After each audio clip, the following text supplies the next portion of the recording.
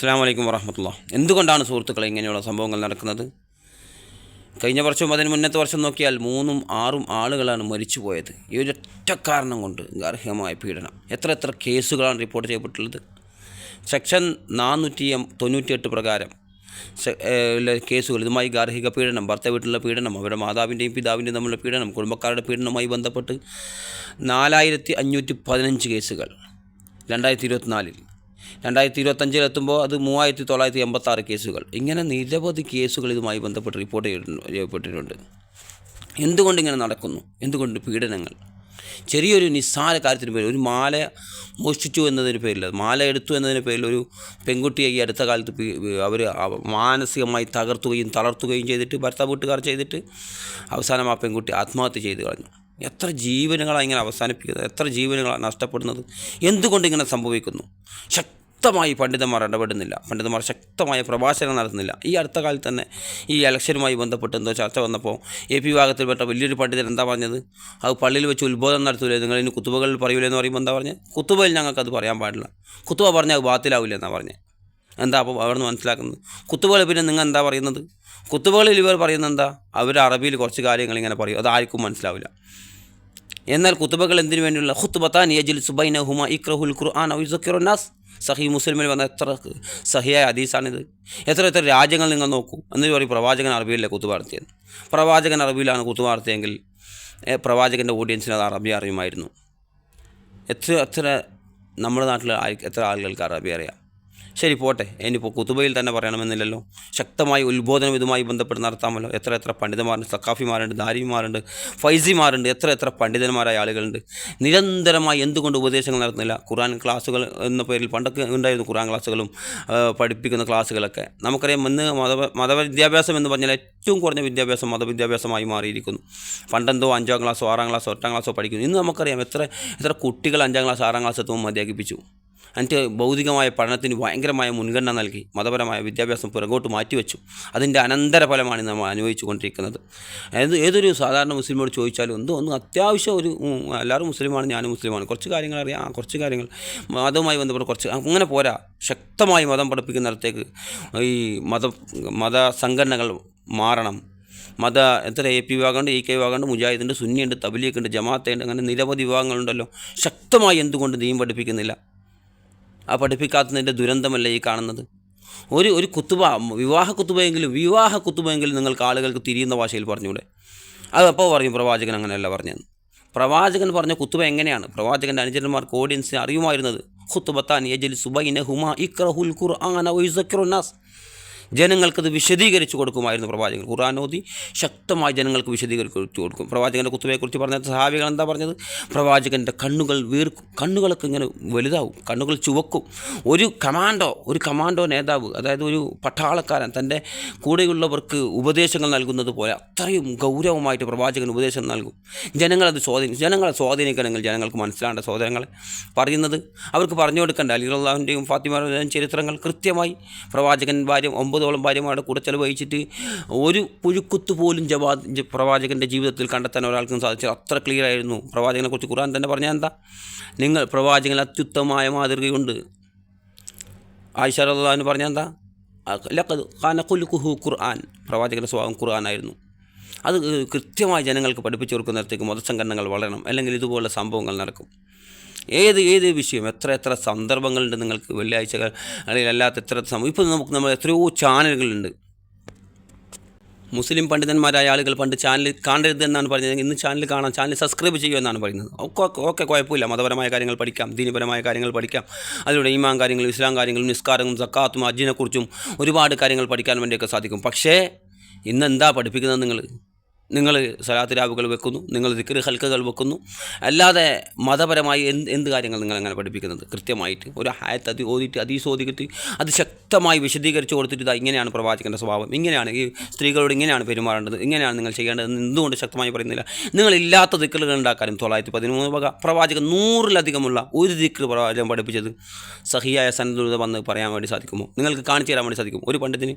ഇല്ല. എന്നിട്ട് നിങ്ങൾ പഠിപ്പിക്കുന്നത് എന്താ? 913 വക, 326 വക, 486 വക എന്ന് പറഞ്ഞിട്ട് എത്ര ദിക്റുകളും ഇല്ലാത്ത സലാത്തുകളും ഇല്ലാത്ത മജ്ലിസുകളും, നൂറേ മജ്ലിസ്, മറ്റേ മജ്ലിസ്, ഖുത്ബിയത്ത്, റാത്തീബ്, അള്ളാഹു സുബ്ഹാനഹു വ തആല വിശുദ്ധ ഖുർആനിൽ കൃത്യമായി പറഞ്ഞില്ല. 2-ാമത്തെ സൂറത്ത് ബഖറയിൽ സ്വന്തം കൈകൾ കൊണ്ട് ഗ്രന്ഥങ്ങൾ എഴുതി ഉണ്ടാക്കുകയും എന്നിട്ട് ഇത് അള്ളാഹുവിൽ നിന്നാണെന്ന് പറയുകയും ചെയ്യുന്നവർക്ക് ഭയങ്കരമായ നാശം. അവരെഴുതിയ വകയിലും അവർ സമ്പാദിച്ച വകയിലും. ആരാ ഇത് ചെയ്യുന്നത്? അപ്പോൾ അറിയാം, ജൂതന്മാരെക്കുറിച്ചല്ലേ പറഞ്ഞത്, ക്രിസ്ത്യാനികളെക്കുറിച്ചല്ലേ പറഞ്ഞത്. അങ്ങനെയാണോ? എങ്കിൽ എത്ര ആയത്തുകൾ ക്രിസ്ത്യാനികൾ ജൂതന്മാർക്ക് മാത്രമായി മാറ്റിവെക്കേണ്ടി ഖുർആനിൽ. എന്തുകൊണ്ട് ഇങ്ങനെയുള്ള സംഭവങ്ങൾ നടക്കും? നമുക്ക് ഉറക്ക് വരുന്നില്ല സഹോദരങ്ങളെ, കടന്നിട്ട് ഉറക്ക് വരുന്നില്ല. ഒരു നല്ലൊരു സാധാരണ മനസ്സിൽ ലാളിത്യമുള്ള, സ്നേഹമുള്ള, അനുകമ്പയുള്ള സാധാരണ ഒരു ലോല മനസ്സിൻ്റെ ഉടമക്ക് ഉറക്കം വരില്ല കടന്നാൽ. ഇത് ചിന്തിച്ചാൽ ഇങ്ങനെയുള്ള സംഭവങ്ങൾ നിരവധി നടക്കുകയാണ്, നിരന്തരം നടക്കുകയാണ്. ശക്തമായി ഇടപെടണം. സ്ത്രീധനവുമായി ബന്ധപ്പെട്ട് ശക്തമായ നിയമങ്ങൾ കൊണ്ടുവരണം നാട്ടിൽ. അല്ലെങ്കിൽ മതപരമായ ശക്തമായ ബോധനം അവർക്ക് നൽകണം. ചരിത്രത്തിൽ നിന്ന്, പ്രവാചകൻ്റെ ജീവിതത്തിൽ നിന്ന്, ഖുർആനിൽ നിന്ന്, ഹദീസിൽ നിന്ന് കൃത്യമായി നമുക്കറിയാം. ഏതൊരു തെറ്റും ആയിഷ റളിയല്ലാഹു പറയുന്നൊരു സംഭവമുണ്ട്. ഏതൊരു തെറ്റും ജനങ്ങൾ പ്രവാചകൻ വരുമ്പോൾ, ഇപ്പോൾ ജാഹിലിയ കാലഘട്ടത്തെക്കുറിച്ച് നമുക്കറിയാം. ജാഹിലിയ കാലഘട്ടത്തിൽ എങ്ങനെയാണ് സംഭവം? ഉമർ ഇബ്നുൽ ഖത്താബ് റളിയല്ലാഹു എങ്ങനെയുള്ള ആളായിരുന്നു? ആരായിരുന്നു? ധീരനായിരുന്നു, ഗുണ്ടയായിരുന്നു എന്ന് വേണം നമുക്ക് പറയാം. പക്ഷേ ആ ഉമർ തന്നെ മാറ്റിയെടുത്തതാരാ?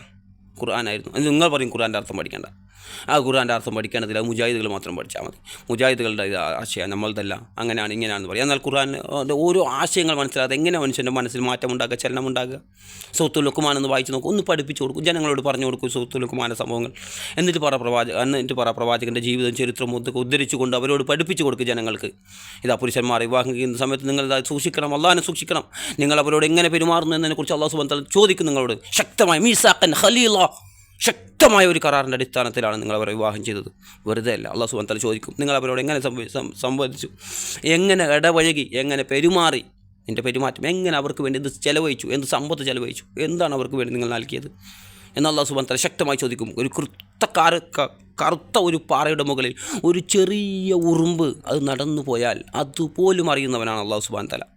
അതുപോലും നിങ്ങൾക്ക് മറച്ചു വെക്കാൻ സാധിക്കും. പിന്നെ ഒരു പണ്ഡിതൻ്റെ ഉദ്ധരണി കാണാൻ വേണ്ടി സാധിക്കും. അള്ളാഹു ഒന്നും മറക്കുന്നവനല്ല വിശുദ്ധ ഖുർആനിലെ ഒരു വചനം ഉദ്ധരിച്ചുകൊണ്ട് അദ്ദേഹം പറയുന്നത്. സൂറത്ത് തൗബയിലാണ് എൻ്റെ ഓർമ്മ. അപ്പോൾ അവിടെ ഈ പണ്ഡിതൻ പറയുന്നത് അള്ളാഹു ഒന്നും, ഇതാണ് ഏറ്റവും വേദനിപ്പിച്ചായത്, ഏറ്റവും എന്നെ പ്രയാസപ്പെടുത്തിയത്, എന്നെ ദുഃഖിപ്പിച്ചായത്. അള്ളാഹു ഒന്നും മറന്നു പോവുകയില്ല. നമ്മൾക്ക് ഇന്നലെ മറന്നു, മുഞ്ഞാന്ന് കഴിഞ്ഞ വർഷം മറന്നു. എന്തിന്? ഇന്നലെ വരെ നമ്മളുടെ ജീവിതത്തിൽ നടന്നു പോയത് പലതും, നമ്മൾ ചെയ്തു പോയത്, പറഞ്ഞു പോയത്, പ്രവർത്തിച്ചു പോയതൊക്കെ നമ്മൾ മറന്നുപോയി. പക്ഷേ അള്ളാഹുവിൻ്റെ ഗ്രന്ഥത്തിൽ ഒന്നും മറന്നു പോവുകയില്ല. വിശുദ്ധ ഖുർആൻ എത്ര പ്രാവശ്യം വിശുദ്ധ ഖുർആൻ നമ്മൾ ഈ പാരായണം ചെയ്യുന്ന സൂറത്ത് 18-ാം അധ്യായം സൂറത്ത് കഹ്ഫ് എന്താ പറയുന്നത്? അവൻ്റെ ഗ്രന്ഥങ്ങൾ എഴുതപ്പെട്ട രേഖകൾ നൽകപ്പെടും അവൻ്റെ കൈകളിൽ. മാലിഹാദൽ കിതാബ് ലാ യുആദിറു സഗീറത വല കബീറതൻ ഇല്ലാ അഹ്സാഹ. ഇതെന്തൊരു ഗ്രന്ഥമാണ് റബ്ബേ, ചെറുതോ വലുതോ ആയതൊന്നും ഇത് വിട്ടുപോയിട്ടില്ലല്ലോ എന്ന് വിലപിക്കുന്ന ഒരു ദിവസം. അത് അവൻ്റെ വലത് കയ്യിലൂടെ ഗ്രന്ഥം നൽകപ്പെട്ട രക്ഷപ്പെട്ടു, ഇടത് കയ്യിലൂടെ നൽകപ്പെടുന്നെങ്കിൽ അവൻ്റെ കാറ്റ് പോയി. അതേപോലെ വിചാരണ, സ്ത്രീകളുമായി ബന്ധപ്പെട്ട് നിങ്ങൾ വളരെ ലോലമായി വളരെ നല്ല രീതിയിൽ സംസാരിക്കണം. പ്രവാചകൻ പറഞ്ഞാൽ എന്താ? അവർക്കൊരു വളവുണ്ട്, നിങ്ങൾ പെട്ടെന്ന് നേരാക്കാൻ ശ്രമിക്കരുത്, പൊട്ടിപ്പോകും. അതേപോലെ അവരങ്ങനെ വിട്ടുകളയുകയും ചെയ്യരുത്, അപ്പോൾ വഷളായി പോകും. എത്ര കൃത്യമാണ്, എത്ര വിശദീകരണം ഇത് നൽകുന്നത്. ഇനി ഇപ്പോൾ എത്രമാത്രം നിങ്ങൾ നന്നായി അവരോട് പെരുമാറണം എന്നതിനെക്കുറിച്ച് പ്രവാചകൻ പറഞ്ഞില്ലേ? എന്തൊക്കെ സംവിധാനങ്ങൾ, എത്ര അറിവുകളാണ് ഇതുമായി ബന്ധപ്പെട്ട് പ്രവാചകൻ പങ്കുവെച്ചത്. പ്രവാചകൻ്റെ ചരിത്രം, സഹാബികളുടെ ചരിത്രം, ഇതൊന്നും എന്തുകൊണ്ട് പണ്ഡിതന്മാർ ശക്തമായി ഉത്ബോധനം നടത്തുന്നില്ല? നിക്കാഹിൻ്റെ കുത്തുബകളിലെങ്കിലും നിങ്ങളിതൊന്നും കൃത്യമായി പറഞ്ഞു കൊടുക്കാത്തതാ? നിങ്ങൾ എന്തിനു വേണ്ടി അപ്പോൾ നിങ്ങൾ സമയം ചെലവഴിക്കും? എന്തുകൊണ്ട് ഇങ്ങനെ സംഭവിക്കുന്നു? പ്രത്യേകിച്ച് APK വിഭാഗത്തിൽപ്പെട്ട നിരവധി പണ്ഡിതന്മാരുണ്ടല്ലോ നാട്ടിൽ. ശക്തമായി ഉത്ബോധനം നടത്തണം. നിങ്ങൾ ചാനൽ ചർച്ചകൾ എന്നിട്ട് ഇല്ലാത്ത ദിക്റുകളും ഇല്ലാത്ത ദുആകളും ഇല്ലാത്ത റാത്തീബുകളും പഠിപ്പിക്കരുത് ഒരിക്കലും. ഉള്ളത് തന്നെ പഠിപ്പിക്കും നിങ്ങൾക്ക്. പ്രവാചകൻ്റെ ജീവിതത്തിൽ ഒരാൾ മാറിയിരുന്ന് ചെയ്യുകയാണെങ്കിൽ, പ്രവാചകത്തിൽ A to Z കാര്യങ്ങൾ ചെയ്യുകയാണെങ്കിൽ ഒരു മനുഷ്യന് 1000-ഓളം സുന്നത്തുകളുണ്ട്. ഒരിക്കലും അവൻ്റെ ജീവിതത്തിൽ ചെയ്യാൻ വേണ്ടി സാധിക്കില്ല ഒരു സാധാരണ മനുഷ്യന്. അത്രമാത്രം പ്രവാചകൻ ചെയ്തു പോയ കാര്യങ്ങൾ തന്നെയുണ്ട്. നിങ്ങൾ എന്തിനാ ചെയ്യാത്ത കാര്യങ്ങൾ, ഇല്ലാത്ത ദിക്റുകൾ, ഇല്ലാത്ത ദുആകൾ, ഇല്ലാത്ത റാത്തീബുകൾ, ഇല്ലാത്ത തസ്ബീഹ് ഇതൊക്കെ പഠിപ്പിക്കുന്നത്? അപ്പോൾ പറയാം നല്ലതല്ലേ, നല്ല കാര്യമല്ലേ? നല്ലതെന്ന് ആരാ നല്ലതെന്ന് പറയേണ്ടത്? ഓരോ കാര്യങ്ങൾ ആരാ നല്ല? പ്രവാചകർ പറയട്ടെ, ഖുർആൻ പറയട്ടെ, ഹദീസുകൾ പറയട്ടെ നല്ലതാണെന്നത്. അല്ലാതെ നിങ്ങളെപ്പോലെ ഒരാൾ പിന്നെ വള്ളം ഇട്ടുകൊണ്ട് താടി വെച്ചുകൊണ്ട് വന്ന് നല്ലതാണെന്ന് വിശ്വസിക്കാൻ പ്രയാസമുണ്ട്. നല്ലത് വിശ്വസിക്കാൻ പാടില്ല നമുക്ക് പ്രവാചകൻ്റെ. അതുകൊണ്ടല്ലേ എന്തുകൊണ്ട് നിസ്കാരത്തിന് ശേഷം 33 പറയും? ഞാൻ പറയാം നാളെ നിങ്ങൾ 34 ചൊല്ലിക്കോന്ന്. നിങ്ങൾ ചൊല്ലുമോ? ഇല്ല, പ്രവാചകൻ 33 പഠിപ്പിച്ചു. അതെ, അത് 34 ആണെങ്കിൽ 34 ആക്കാൻ നമുക്ക് അവകാശമില്ല, അധികാരമില്ല. സുന്നത്ത് സുബഹിൻ്റെ ശേഷം 2 റക്അത്താണെങ്കിൽ അതിൽ അതും കുലിയാൽ കാഫിർ ഓതണമെങ്കിൽ അതിലൊരു മാറ്റം വരുത്താൻ നമുക്ക് സാധ്യം. സഹോദരങ്ങളെ, ഇത്രയും ഞാൻ പറഞ്ഞത് ആരെയും വിഷമിപ്പിക്കാനോ പ്രയാസപ്പെടുത്താനോ അല്ല. നമ്മളെല്ലാവരും മനസ്സിലാക്കണം. നമ്മൾ കൂടുതൽ പഠിക്കാൻ മുമ്പോട്ട് വരണം. ഓരോ ആളുകളും മതപരമായ വിദ്യാഭ്യാസത്തിൽ കൂടുതൽ ആഴത്തിൽ പഠിക്കാൻ നമ്മൾ മനസ്സിലാക്കണം. ഓരോ വിഷയവും പഠിക്കാൻ വേണ്ടി തയ്യാറാക്കണം. അതേപോലെ നമ്മുടെ കുടുംബത്തിലുള്ള കുട്ടികൾ, നമ്മുടെ മക്കൾ, നമ്മുടെ കുടുംബത്തിലുള്ളവർ എല്ലാവർക്കും അല്ലാഹു സുബ്ഹാനഹു വ തആല നല്ല ഏറ്റവും അനുയോജ്യരായ ഇണകൾ അവർക്ക് നൽകുമാറാകട്ടെ. നമ്മുടെ പ്രയാസങ്ങൾ, ദുഃഖങ്ങൾ, ദുരിതങ്ങൾ, സങ്കടങ്ങൾ അല്ലാഹു സുബ്ഹാനഹു വ തആല മാറ്റി നൽകുമാറാകട്ടെ.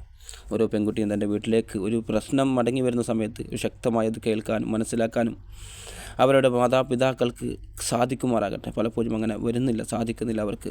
വീട്ടിലല്ലേ ചെറിയ പ്രശ്നങ്ങൾ ആദ്യം ഉണ്ടാകും, അങ്ങനെ ഉണ്ടാകും, ഇങ്ങനെ ഉണ്ടാകും എന്നാണ് പറയുന്നത്. ശക്തമായ പീഡനങ്ങൾ അണിയറകളിൽ അനുഭവിക്കേണ്ടി വരുമ്പോൾ പോലും ചില ആളുകൾ മനസ്സിലാക്കുന്നത് ആ വീട്ടിൽ ചെറിയ ചെറിയ പ്രശ്നങ്ങൾ ഉണ്ടാകുമ്പോൾ വിവാഹം കഴിഞ്ഞ പാട് അങ്ങനെയാണ് ഇങ്ങനെയാണെന്നൊക്കെ പറഞ്ഞ് സമാധാനിപ്പിക്കാറുണ്ട്. അങ്ങനെയല്ല, ശക്തമായ നമ്മൾ ഇടപെടലുകൾ നടത്തണം. കുടുംബക്കാർ ശക്തമായ ചർച്ചകൾ നടക്കണം. ആ മേഖലയിൽ കൂട്ടം കൂടി എല്ലാവരും ഒത്തുചേർന്ന് ഒരു സംഘത്തിലൂടെ ചേർന്ന് അന്വേഷിച്ച് മനസ്സിലാക്കി അങ്ങനെയൊക്കെയുള്ള കാര്യങ്ങൾ നടക്കാൻ സാധിക്കട്ടെ. നമുക്ക് ഏറ്റവും അനുയോജ്യരായ എണ്ണകളെ നമ്മുടെ മക്കൾക്ക് അല്ലാഹു തആല നൽകുമാറാകട്ടെ.